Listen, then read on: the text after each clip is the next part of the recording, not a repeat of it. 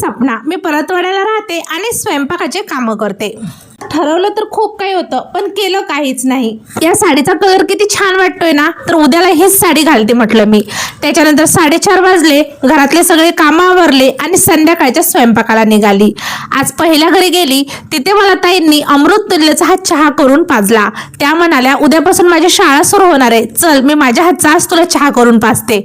स्वयंपाक वगैरे करून घरी आली आणि मग मला हे महत्त्वाचं काम आठवलं। म्हटलं चला जरा केसांना आपण मेहंदी लावून घ्यावी। आता भिजवायची कधी, लावायची कधी, वाळायची कधी आणि धुवायची कधी हे मला काही माहित नव्हतं, पण धरली आणि केसाला मेहंदी लावूनच घेतली।